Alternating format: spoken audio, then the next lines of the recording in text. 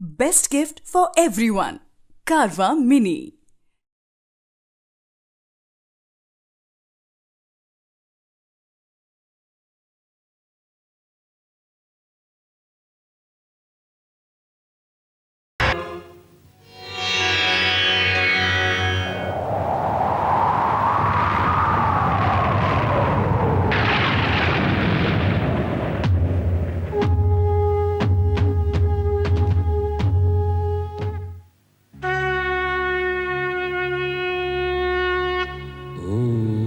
Namah Shivaya.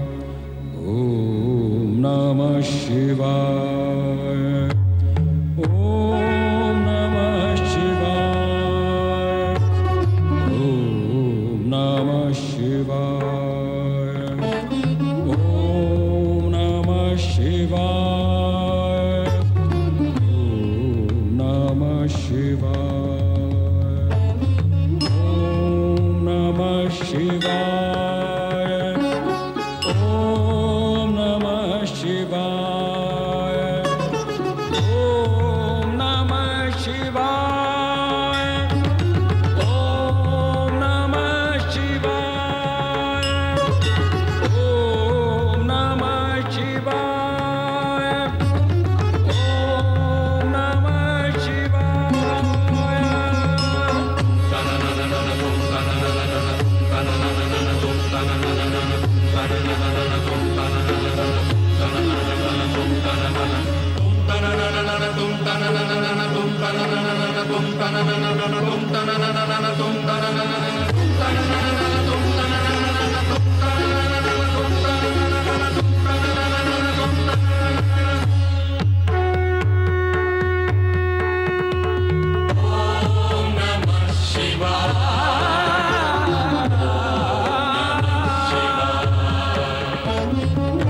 Om Namah Shivaya.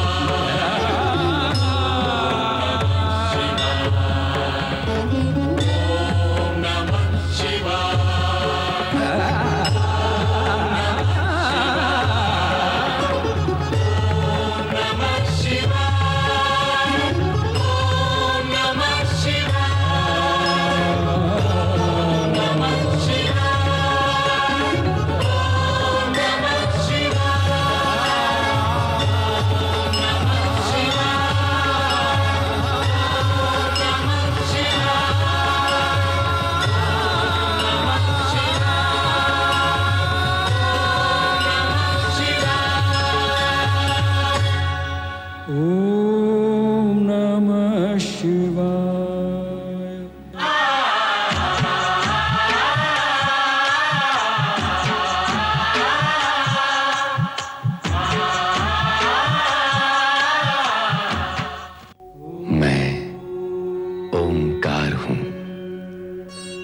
जगत के पंचभूतों का प्रेरणा स्रोत, पंचभूतों की सक्रियता का आधार और उनमें समाया हुआ। मैंने प्रत्यक्ष देखा कि ब्रह्मदेव ने वशिष्ठ को प्रेरित किया कि वे संध्या को शिव आराधना करने की प्रेरणा दें ताकि उनका क्रोध शमन हो सके। रुदन करती संध्या के समीप आकर वशिष्ठ ने शिवोपासना के लिए उसका मार्गदर्शन किया। उसकी कठोर तपस्या से प्रसन्न होकर भगवान शिव प्रकट होते हैं तथा उसे इच्छित वरदान देते हैं। साथ ही शिव संध्या को मेघा ऋषि के महायज्ञ की अग्नि में होम होने का मार्ग सुझाते हैं। संध्या ने ऐसा ही किया और वो 2 भागों में विभक्त हो गई। प्रातः संध्या देवताओं की आराधना के लिए और सायं संध्या पितरों के आह्वान के लिए। महायज्ञ की अग्नि से प्रकट हुई नारी आकृति मेघा ऋषि को पिता कह नमन करती है। ऋषि पुत्री का नाम अरुंधति निश्चित करते हैं। शिव स्वयं आकर अरुंधति को आशीर्वाद देते हैं तथा उसका विवाह सप्त ऋषियों में विशिष्ट ऋषि वशिष्ठ के साथ होना घोषित करते हैं।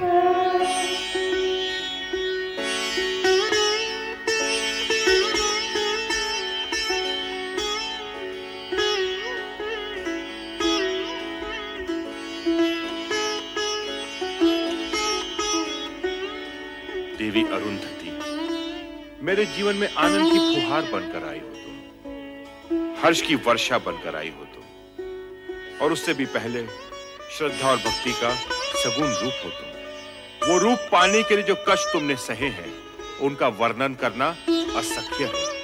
तुम महान हो, श्रद्धा की पात्र हो, मेरा तुम्हें बार बार नमन। मुझे लज्जित न करिए स्वामी। संध्या का प्रायश्चित और अरुंधति का ये रूप आप ही के कारण संभव हुआ है। यदि आप मुझे शिव भक्ति की महिमा न सुनाते, देवादिदेव शिव शंकर को मनाने का मंत्र न देते, तो आज हम दोनों का इस रूप में मिलन न होता। स्वामी, इस प्रकार जो भी हुआ है उसका संपूर्ण श्रेय आप ही को जाता है। इसका संपूर्ण श्रेय देवादिदेव शिव शंकर जी को जाता है, मुझे नहीं। जगत में जो कुछ हो चुका है, जो हो रहा है और जो होने वाला है, वो सब कुछ देवादिदेव की इच्छा के अनुसार ही होता है। सर्व कर्मों के कर्ता धर्ता श्री शिव ही हैं। संसार में सुख दुख का सामना करने का एक ही महामंत्र है, जो असंभव को संभव, अप्राप्य को प्राप्य कर दिखाता है, और वो महामंत्र है ओम नमः शिवाय। ओम नमः शिवाय। ओम नमः शिवाय। ओम नमः शिवाय। ओम नमः शिवाय। ओम नमः शिवाय। ओम नमः शिवाय। ओम नमः शिवाय। ओम नमः शिवाय। ओम नमः शिवाय। ओम नमः शिवाय। ओम नमः शिवाय। ओम नमः। स्वामी, ये क्या हो गया है आपको? जब से आपने संध्या पर पुष्प बाण का प्रयोग किया है, इसी तरह खोए खोए से दिखाई दे रहे हैं। केवल ओम नमः शिवाय मंत्र का ही जाप किए जा रहे हैं। स्वामी, यदि इस तरह आप ही विरक्त रहे तो मेरा क्या होगा? मैं भयभीत हो गया हूं प्रिय। भयभीत? किंतु किस कारण? मैंने संध्या पे जो पुष्प बाण का प्रयोग किया था, उसके परिणाम से तो तुम भली भांति परिचित हो। कहीं ऐसा ना हो कि इस परिणाम का प्रकोप मुझे भुगतना पड़े। नहीं स्वामी, आपने तो केवल अपने कर्तव्य का पालन किया है, और कर्तव्य भावना से ऊंचा होता है। निसंदेह ये कोई अपराध नहीं है। परंतु रति, यदि भविष्य में कोई ऐसी अमंगल घटना घटित हो गई तो क्या होगा? नारायण नारायण। पुष्प धनवा भ्राता कामदेव, मुझे देखकर इस प्रकार आंखें चुराकर कहां भाग रहे हो? और देवी रति कहां अदृश्य हो गई? प्रणाम देवर्षि। नारायण नारायण। मैं तो तुम्हारा भ्राता हूं कामदेव। मुझे देवर्षि का सम्मान देकर लज्जित न करो। सम्मान तो आपको देना ही चाहिए। अच्छा, अब मुझे प्रस्थान के लिए आज्ञा दीजिए। अरे भाग कर रहे हो भ्राता? मेरी पूरी बात तो सुन लो। आज्ञा कीजिए भ्राताश्री। अपने पुष्प बाणों से विचलित करके तुमने संध्या का तो कल्याण कर ही दिया। नारायण नारायण। कल्याण? वो कैसे? देवऋषि, ऐसा प्रतीत होता है कि संध्या पे किए इस प्रयोग का मुझे प्रायश्चित करना होगा। नहीं कामदेव, तुम्हारे इस पुष्प बाण के प्रयोग से संध्या का यज्ञ में पुनर्जन्म हुआ है। इस प्रकार संसार को दो संध्याएं प्राप्त हुई हैं, एक प्रातः संध्या और एक सायं संध्या। आपके कहने का तात्पर्य ये है कि संध्या की रचना में मेरा भी योगदान है? निश्चित ही। केवल इतना ही नहीं, संध्या महासती अरुंधति के रूप में महर्षि वशिष्ठ की पत्नी बन गई है। भ्राता, अब अपने पुष्प बाणों का प्रयोग किस पर करने की सोच रहे हो? देवर्षि, मुझे ये चिंता सताई जा रही है कि कहीं मेरे पुष्प बाणों के प्रयोग से किसी का अनर्थ ना हो जाए। अर्थात ये कि अब मैं अपने पुष्प बाणों का प्रयोग सोच समझ कर करूंगा, जिससे भविष्य में मैं किसी विपदा में ना उलझूं। भ्राता, व्यर्थ की चिंता न करो। वर्तमान तो उज्जवल है ही, और भविष्य चराचरपति शिव शंकर के अधीन है, और यही सनातन सत्य है। मेरी बात मानो। परमपिता ब्रह्मा ने जो तुम पर दायित्व सौंपा है, उसे अपना कर्तव्य मान पुष्प बाणों का उचित समय पर उपयोग करते चलो। यही तुम्हारा धर्म है और कर्म भी। नारायण नारायण।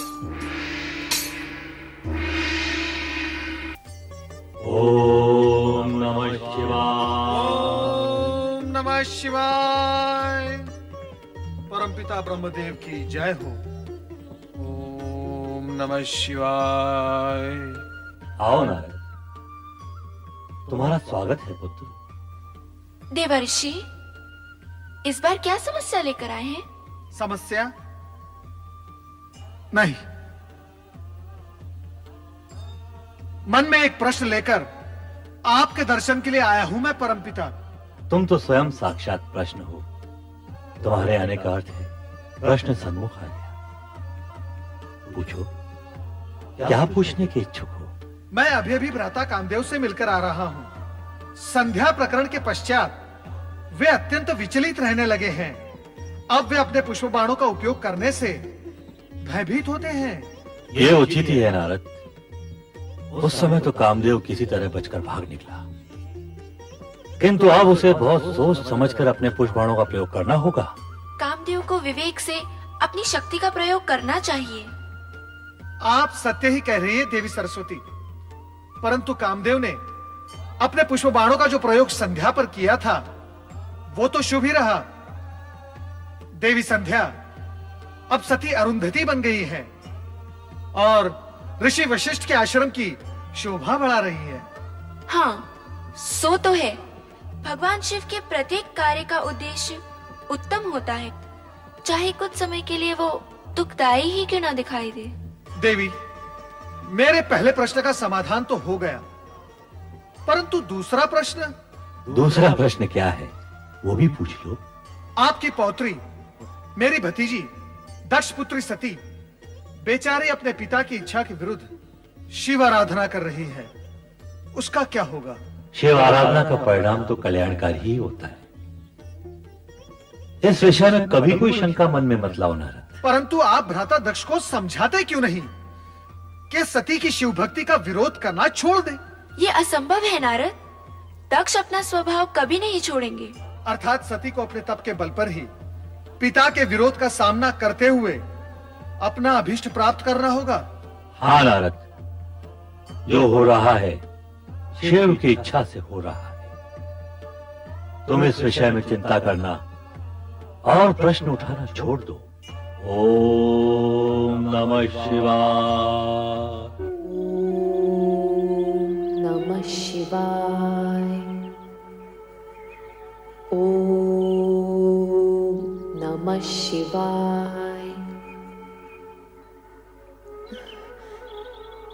सर्वेश्वर भोलेनाथ, क्या मेरी आराधना में कोई त्रुटि रह गई है या आप मेरी धैर्य की परीक्षा ले रहे हैं, ये मैं नहीं जानती। किंतु स्वामी, आप मुझे शीघ्र ही दर्शन दीजिए। मेरी आंखें आपके दर्शन के लिए तरस रही हैं स्वामी, तरस रही हैं। ओम नमः शिवाय। शिव शिव शिव शिव शिव शिव शिव। ओम यहाँ तो किसी की परीक्षा हो रही है, और किसी की परीक्षा और आराधना में विघ्न डालना उचित नहीं है नारद। चुपचाप यहाँ से निकल चलो। नमः शिवाय। नारायण नारायण। भ्राता दक्ष का महल तो सूना पड़ा है, कहाँ गए होंगे सब लोग? चलो नारद, भावज वीरणी के कक्ष की ओर, कदाचित वहां भेंट हो जाए। नारायण नारायण।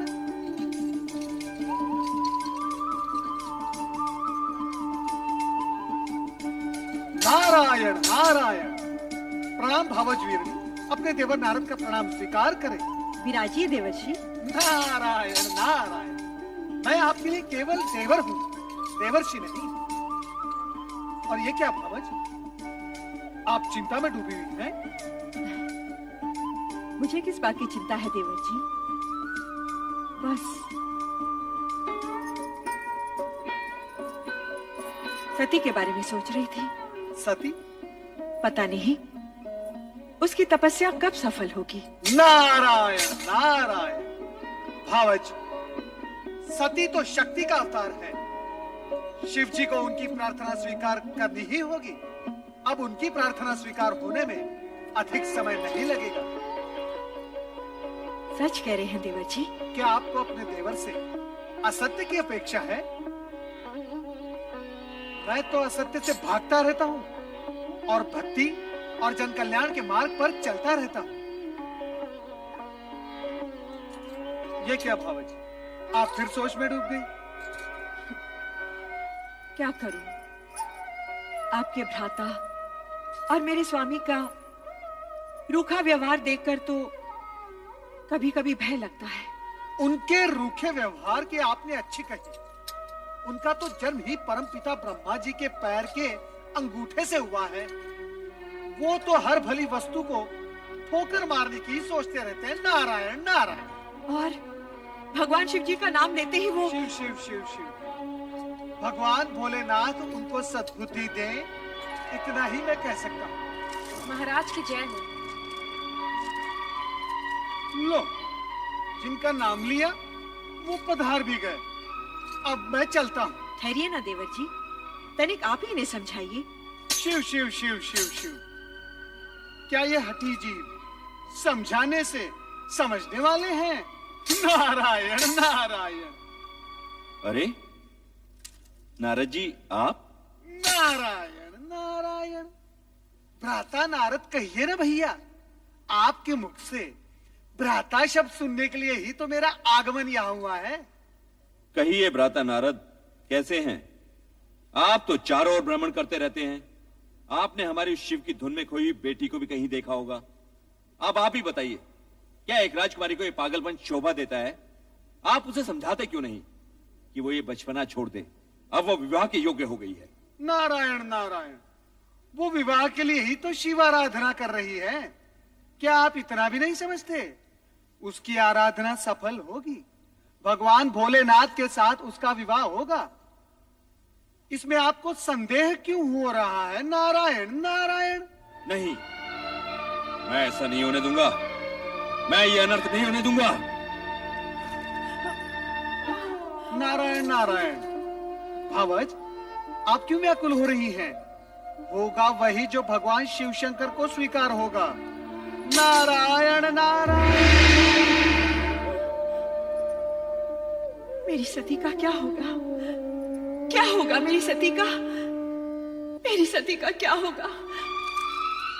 मैं तुम्हें एक नहीं अनेक बार समझा चुका हूं कि सती को शिवाराधना साधना करने से रोको। उसे समझाओ महारानी कि वो अपने मन में शिव के प्रति इतनी निष्ठा भक्ति जगाकर अनर्थ ना करे। जो स्वयं अपने होने का अर्थ जानने के प्रयास में लगा हो, वो कोई अनर्थ कैसे कर सकता है? और रही बात सती को शिव की आराधना उपासना करने से रोकने की, तो स्वामी, आराधना उपासना निष्ठा ये तो मन की भावनाएं होती हैं, और भावनाओं पर भला कोई कैसे अंकुश लगा सकता है? ये सब कहकर तुम हमारी अवज्ञा कर रही हो महारानी। मैं ऐसी धृष्टता कैसे कर सकती हूँ? धृष्टता? धृष्टता नहीं तो ये हमारी आज्ञा का पालन भी नहीं। महारानी, माँ होने के नाते अपनी संतान का शुभ अशुभ सोचना तुम्हारा कर्तव्य है, तो पथ भ्रष्ट होने पर उसे उचित मार्ग दिखाना तुम्हारा धर्म भी है। आप संभवतः उचित कह रहे हैं स्वामी, परंतु हमारी सती ना तो कोई अशुभ कार्य कर रही है और ना ही वो पथ भ्रष्ट हुई है। वो वही कर रही है जो उसके ज्ञान के अनुसार उचित है। तुम्हारा तात्पर्य है कि सती इस योग्य हो गई है कि उसे ज्ञान अज्ञान का बोध होने लगा है? नहीं महारानी नहीं, तुम्हारी ये सब बातें बुद्धिमता का परिचय नहीं दे रही। मैं आपके समान बुद्धिमान नहीं स्वामी, किंतु इतनी बुद्धिहीन भी नहीं कि तुम्हारी बुद्धिमता के दर्शन तो इसी सत्य में हो रहे महारानी कि अपनी अन्य युवा कन्याओं की अपेक्षा तुम्हें केवल सती की चिंता अधिक रहती है। तुम्हारी ममता नेह स्नेह सती के प्रति अधिक है। ये आपका भ्रम है स्वामी, सत्य नहीं। शरीर को अपने प्रत्येक अंग से एक सा मोह होता है, पुष्पमाला को अपने प्रत्येक पुष्प से एक सा स्नेह होता है, मुझे भी अपनी हर संतान से एक सा। शब्दों को उपमाओं द्वारा अलंकृत करने की योग्यता तो तुमने है, ये मैं जानता हूं महारानी।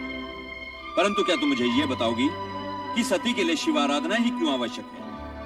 मैं कहता हूं कि शिव की अपेक्षा श्री हरि विष्णु जी की आराधना भी तो हो सकती है। हो सकती है, परंतु केवल श्री हरि विष्णु की आराधना करने वाला शिव जी का प्रिय भक्त नहीं हो सकता। उसी प्रकार शिव जी की आराधना करने वाला श्री हरि विष्णु का परम भक्त नहीं हो सकता। श्री हरि विष्णु और शिव जी दोनों ही एक दूसरे के पूरक हैं। इस हेतु श्री हरि विष्णु की उपासना करने वाले पर भोलेनाथ सदा प्रसन्न रहते हैं और अजर अमर सदाशिव की उपासना करने वाला श्री हरि विष्णु की कृपा का पात्र होता है। महारानी, हमने तुमसे सती के मन में विवेक जगाने की बात कही थी और उत्तर में तुमने ज्ञान भक्ति का पूरा अध्याय सुना डाला। परंतु एक सत्य ध्यान पूर्वक सुन लो महारानी, कि हम सती की शिव भक्ति का विरोध करते हैं और करते रहेंगे। हम उसका गुणगान कभी नहीं सुन सकते। हमें शिव से घृणा है, घृणा।